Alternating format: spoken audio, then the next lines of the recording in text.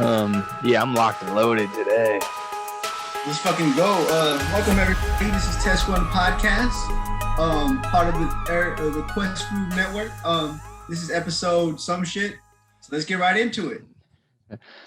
Yeah. So what I wanted to bring up today is Dr. J's comments about leaving LeBron off his top 10 all time. Did you see those comments that he made? I saw some of them, not the whole thing, but I don't disagree. I mean, if I had to disagree, top 10, I do think LeBron's somewhere in the top 20 because it's 24 people. And if he said his two teams, he's not in his two teams all time. I'm assuming that it's 24 people. Okay. I think LeBron's at least somewhere between 20, but I see his point and I agree with his point. Like we already talked about this millions of times, but go ahead. I'll let you go off and get your point. Well, no, yeah. I guess whether he's in your top 10 or not is, I guess, kind of that's one side of the whole thing. But there's another side. I was watching Colin Cowherd talk to Nick Wright, not two of my favorite people to listen to about sports. But I was listening to them talk about how ridiculous Dr. J's comments were. And so Nick Wright, as a LeBron truther, probably the biggest hard-on for LeBron in media, period. Next to Shannon, probably. Okay. Oh, yep. Shannon is a super LeBron dick rider. No offense to Shannon. But yeah, so Nick Wright and Shannon. So Nick Wright's talking about, he starts bringing up all these things about super teams because Dr. J said he left him off the list because he started the super team era and he kind of can't forgive him for that. And Nick Wright starts to map out all these things about other teams winning and how they had to win it, specifically Dr. J, and how he didn't win, this year. And then he didn't win until he got Moses Malone. And then there was, his super team, and then people grouped together, the Celtics and the Lakers and, the Bulls. And he basically says every team that's won is a super team. And so then him and Colin start chuckling. And then they're like, well, we don't mind super teams unless the players dictate and orchestrate it themselves. And then Nick Wright and Colin were kind of flabbergasted at the notion that we should be mad that players are choosing to build a crazy super team and that we should just let it be. But here's my issue with that is super teams that are built organically from management. And Colin was like, it's okay if, a general manager smoking a cigar puts it together.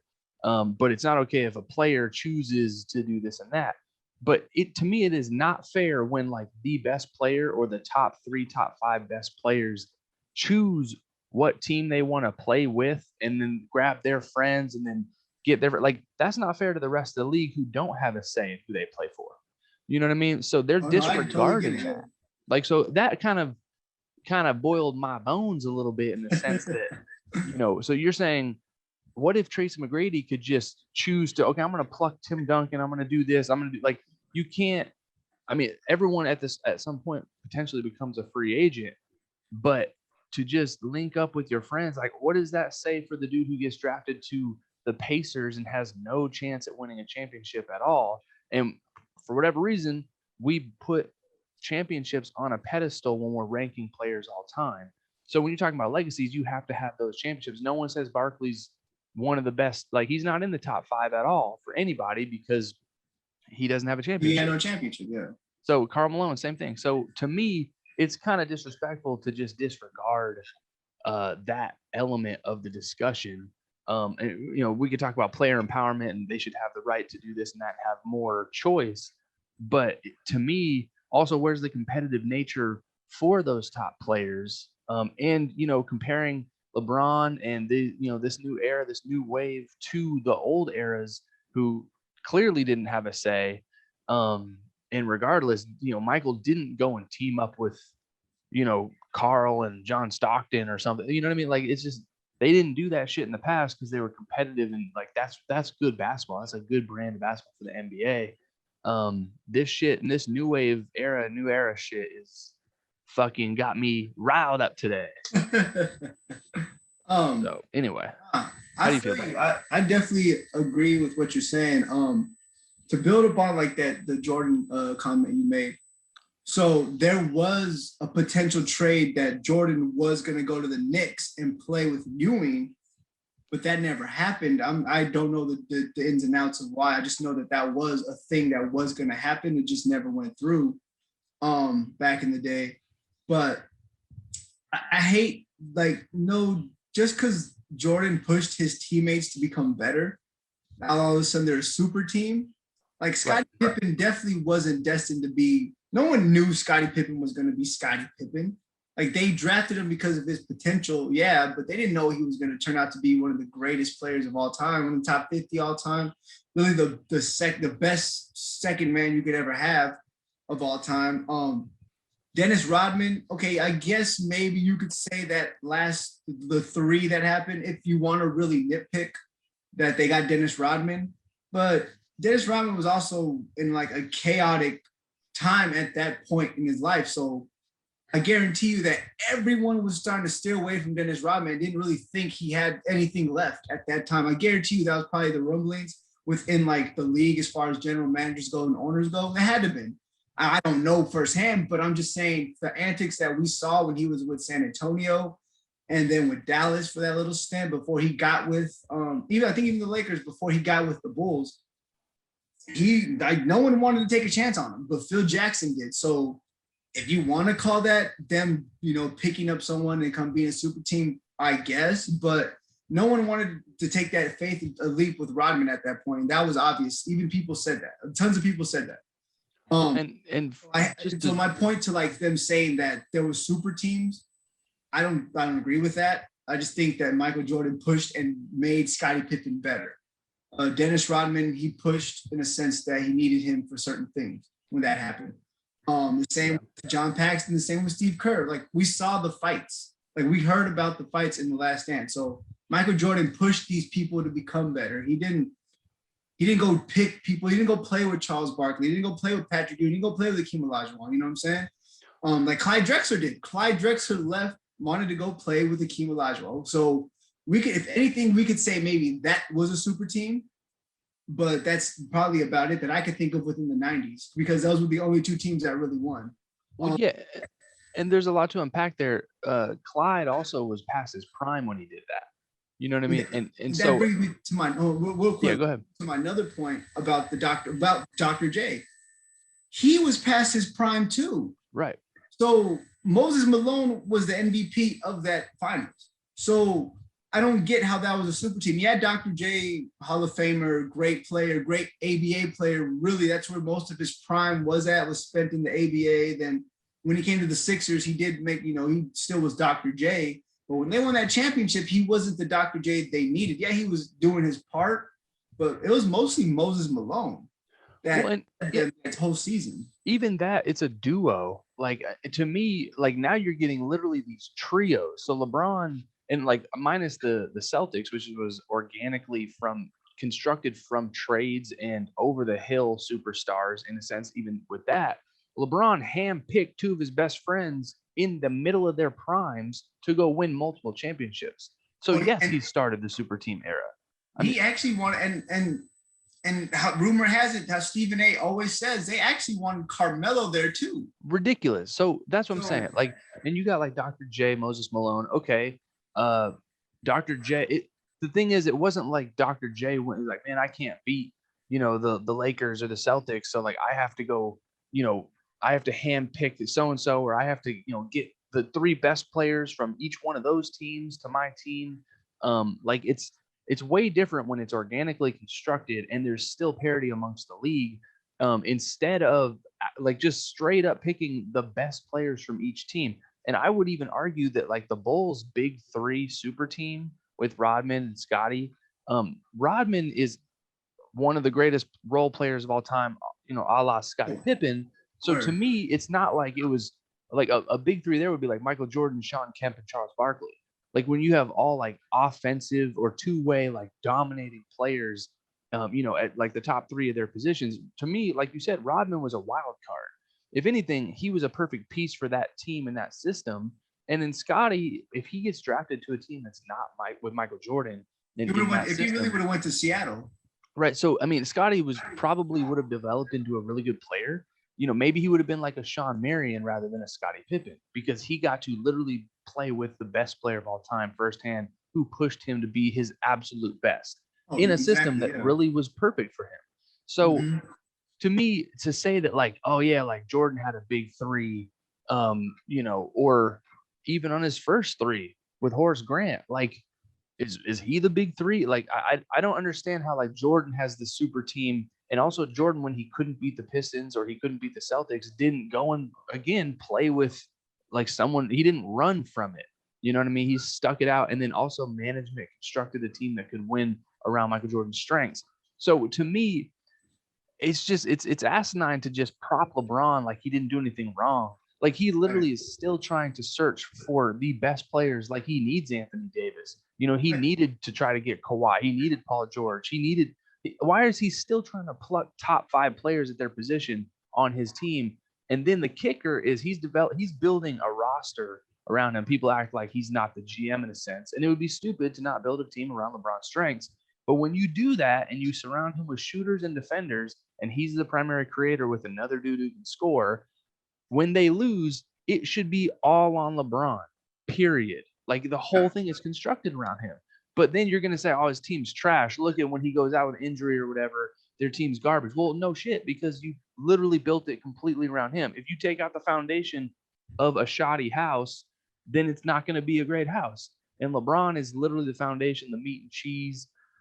I mean, it's ridiculous to see Nick Wright getting paid millions of dollars to get up on TV and just spouting all these LeBron.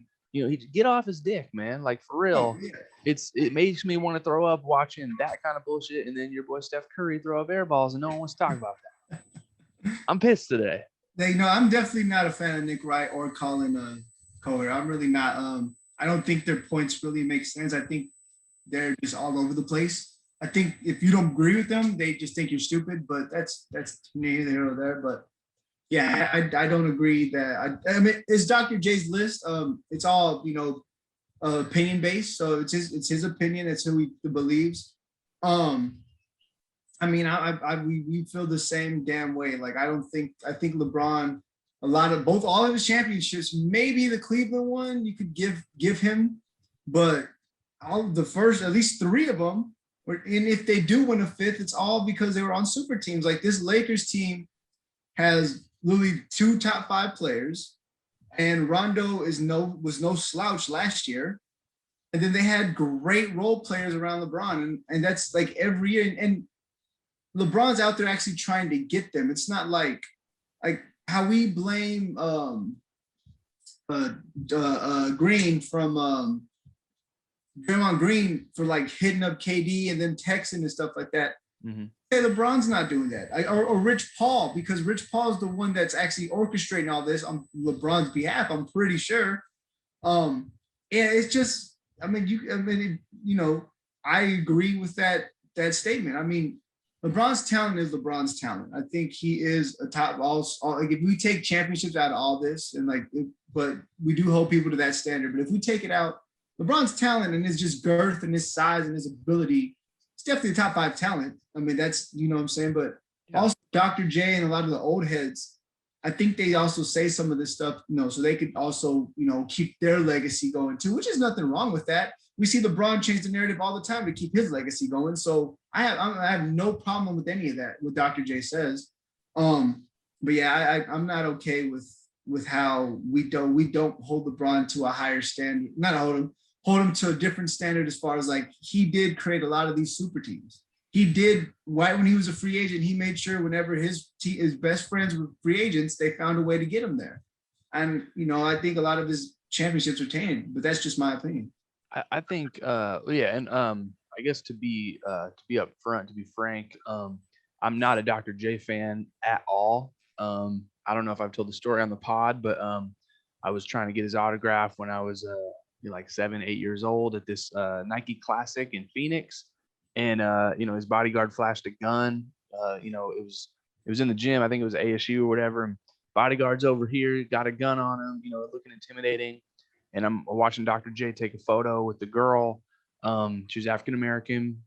He was taking a photo, gives her an autograph, all cool, and then I go up and I say, Dr. J, can I get your autograph? He's like, no, I don't do autographs, and shunned me away.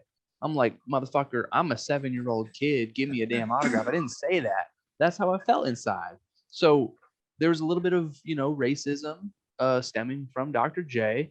And I'll never forget how he shunned me after literally lying to my face when I seen him do that. So from that moment on, never been a Dr. J fan. Good basketball player, can dunk a little bit, but I'm starting to come around because I'm not hating these comments. So point being, with that being said, LeBron, to say that he didn't actually make these super teams is just ridiculous, because the Celtics super team was a super team, so to speak, before the Heat. But again, it wasn't KG couldn't win a ring and Ray Allen couldn't win a ring and Paul Pierce needs help, and they all just say, let's go to this spot and win a ring. I was listening to Glenn Davis, Big Baby, on the Knuckleheads podcast. He was talking about how KG sacrificed and was the glue for that whole team.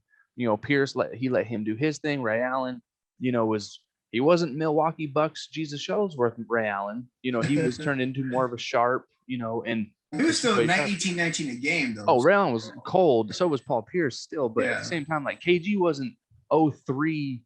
When did he win MVP? Like 03, 04 or whatever. So it wasn't like he went and teamed up with Ray Allen, Rashard Lewis, and Paul Pierce came over to the Sonics and said, "Hey, let's all win a championship."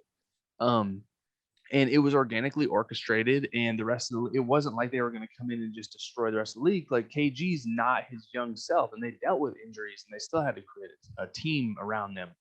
I think Rondo was a perfect point guard for that squad. They didn't go and pluck, Steve Nash to play with them. Like they drafted Rondo too, so it's not like. So yeah, it wasn't like they went and they had to go get that star point guard to run the show either. So for me, LeBron, the whole, again, pro-choice, you want your players to make as much money as they can and stuff. But what does this do for like Giannis's or Dame's legacies? You know what I mean? They have zero chance to win championships unless they do that. No, and I know for sure that Dame's made it known that he doesn't want to do that. Like, he's been so adamant. And if he does do it, I think that's going to take a hit on him as a person and him as his career is. And he's made it adamant that he doesn't want to do that. He wants to go out there and compete, and he wants to build as they used to build, just regularly through the draft. And like, if trades happen, they happen, but he doesn't want to go out and look for people and have his best friend come play with him. Like, he doesn't want to do that. So I'm okay with how that standard is. If he never wins a championship, I'm pretty sure he'll be content with how his career went, because he did it his way. He wanted to compete every day without having to, get that stigma of creating a super team like KD has and LeBron has. The same with Giannis. I mean, I think Giannis made it clear that he wanted to stay, and he signed his, the extension in Milwaukee. Right. And he wants to build that way. If they can get players there, cool. If not, he's still going to go out there and compete and try his hardest to win a championship. So I think me and you come from that, where we applaud that more, and we're okay with that kind of being the standard. Whereas other people are like, well, if you can win with your friends, why not? That's cool and all, but I think there's still some pride and there's a lot more dignity in winning, the old school way and just working to get it. Right. I mean, it's one thing to go to a place, and you want to play with that dude you've known your whole life or whatever. But it would literally be like, I mean, at this point, I feel like Dame and Giannis they're in the era of super teams, regardless if they like it or not. And we do respect them more for trying to stick it out and tough it out. But at some point, again, and you've seen this through history, like you play your prime, with your hometown team or whatever ends up happening. And if that organization isn't doing what you feel it necessary to do to try to surround you with a championship caliber team, then you have to look elsewhere. And now it's gotten to the point where you're plucking and, exhausting all options behind closed doors with your friends who happen to be top 5, top 10 players. to figure out where can we go. But so since you have the Brooklyn Nets, since you have the Lakers, Clippers, whatever super teams end up becoming, it would be like now if Giannis and Dame said, "Hey, let's go to Philadelphia with Ben Simmons and Joel Embiid, and let's get one more, and Tobias Harris. Let's just us five. We'll run that shit." Like, That's why? definitely, yeah. Why? Like, to me, that would be okay. They would be selling out like to beat all the other super teams, and they would beat every other super team, in my opinion. Oh, for But sure. it's so. Do they do that to like break everything up and let's go back to like good competitive basketball, or like KD's been just chasing rings that don't mean shit for years now? As much as he says he's not, he's just doing it because he liked the way the basketball is being played. No, that's in a sense chasing rings. And Right. And I like I said, I think I get the point of chasing rings because we do hold that standard. But now I think, honestly, in like probably another 5-10 years, I guarantee you that standard is going to change. And a lot of people, I think, are going to say, well, LeBron had to, join a super team. KD had to join a super team. So does that really, we could hold this, that standard is going to, I think that championship standard is going to actually come to a halt eventually. And people are well, I think your talent's going to really matter now, because if you could just get with anybody that's just like, if you get with 3 of the top 5 players in the league, you should win a championship. There shouldn't be no reason why you shouldn't. You know what I'm saying? Right. So, and that just kind of dumbs it down. I mean, in my opinion, I still think that KD is the better player on the Nets out of all 3 of them. 100%. That whoever wins MVP, like that's just, you know what I'm saying? Like that's going to be odd. It's really going to hurt everyone's legacy. Okay, yeah, you guys are friends. Yeah, James and KD played and kind of grew up together through Oklahoma, but I'm just not okay with that. Like, you know what I'm saying? It's just weird, and it's just odd that all that really has to happen just to win championships. And it does kind of suck that we hold that to a standard. I really don't like, because I think the most watered down championships there could ever be are definitely Bill Russell's. Like I really do. Like he played against a bunch of postmen, garbage men, literally garbage men, and and that smoked cigarettes almost every day. You know what I'm saying? Did kind of all this kind of shit back then because they had to do it to make ends meet. That's just kind of what the time was. But yeah, I just don't. I think those are the most watered down championships, and we hold those to a standard. But I think all that has to really change. Yeah, I think Bill Russell. Well, if he was that good, he should have won that many championships. So I guess kudos to him for. It's like a 5-star athlete playing in a smaller conference. You should average 30 a game. Oh, for sure. You know what I mean? But yeah, it makes me feel bad for every other player who didn't have the chance to have this kind of success for their legacy. Like it's literally as if the Spurs are running shit in the early mid 2000s, or the Lakers who so you got the Lakers and Spurs early mid 2000s, and like Tracy McGrady, Allen Iverson, and Kevin Garnett say, "Yo, we can't beat these guys individually on our own team. Let's all link up." Like that didn't happen. That was not even a thing back then. So just to beat the Spurs, who were organically put together and just had a good program. Imagine if Tracy and Allen and KG did that. That's a whole different topic, because that actually would be a super team. Like right. My thing with the Spurs, maybe they did. People wanted Tony Parker because he was such a big name in Paris and like in the like Olympics and stuff like that. So maybe that was different. But even then, I don't think Tony Parker played his rookie year. I think he may have played later. I don't recall. I watched this documentary, but I can't fully remember. But no one wanted Manu. Like he was literally like the 57th pick or something like that. Right. Like no one wanted that. So yeah, you had Duncan and David Robinson, but that was through the draft. It's not the Spurs' fault they were able to draft Duncan number 1. Same with Kawhi. Exactly. It's not the Spurs' fault that Manu ended up becoming the player he was. It's not their fault that Tony Parker became the player that he was. The Admiral, fucking David Robinson, was already a Hall of Famer at that point. So, you know what I'm saying? And no one knew that Pop was going to be such a great basketball mind and coach. So, in my opinion, that's all coming up and learning together.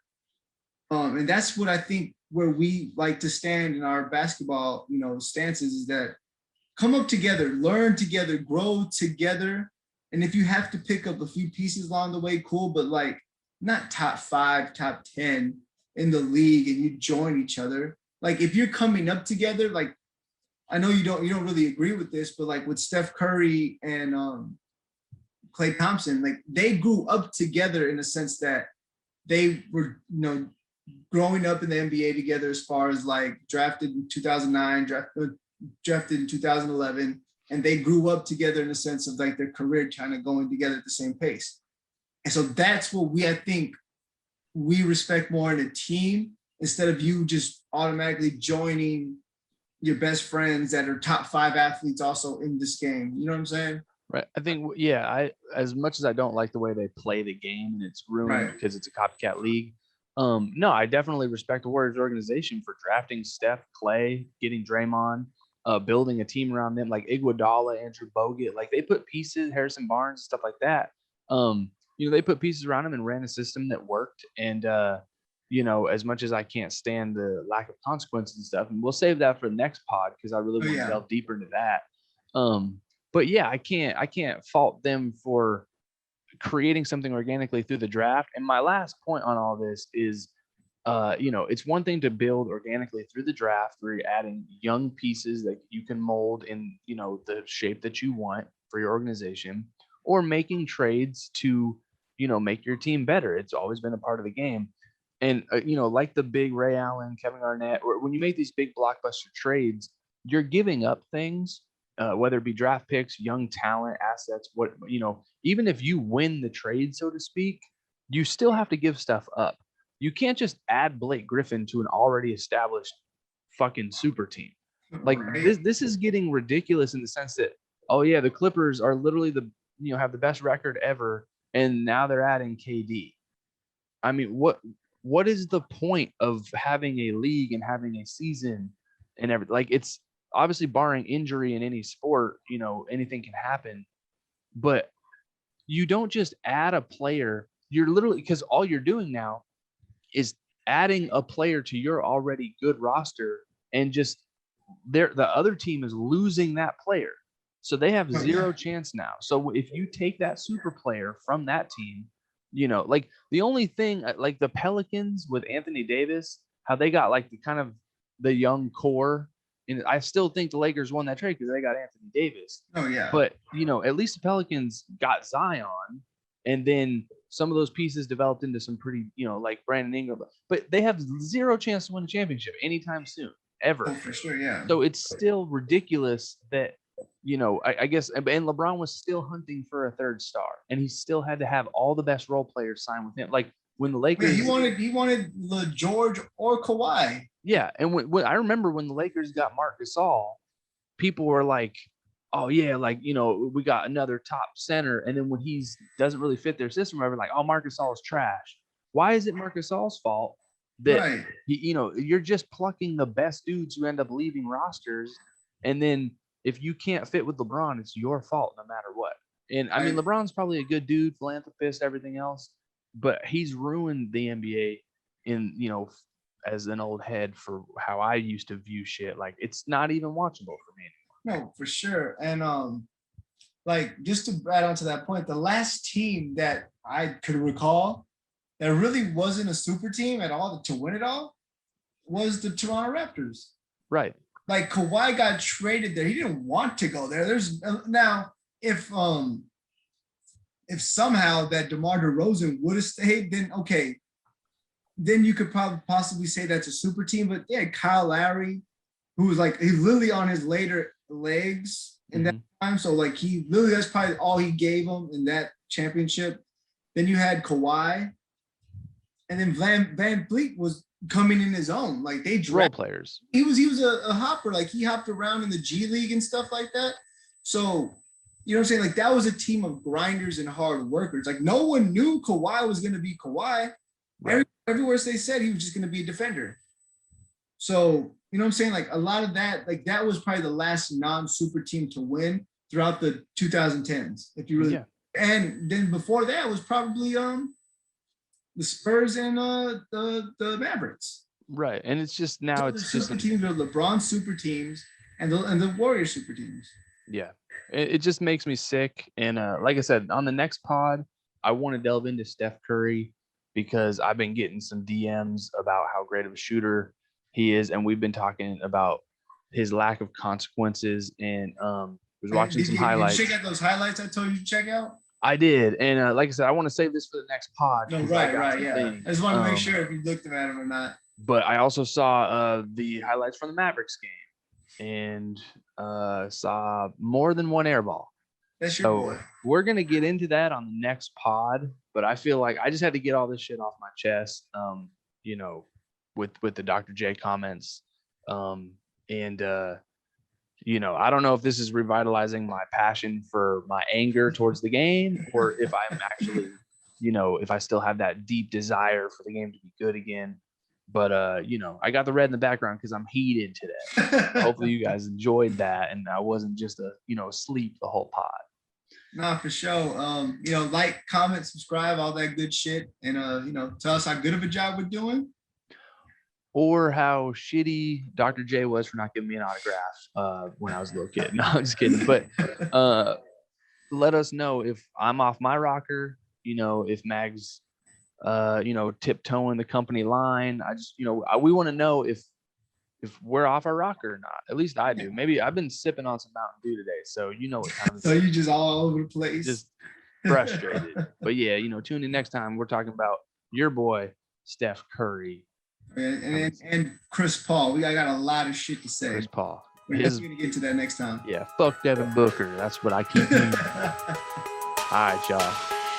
Hey.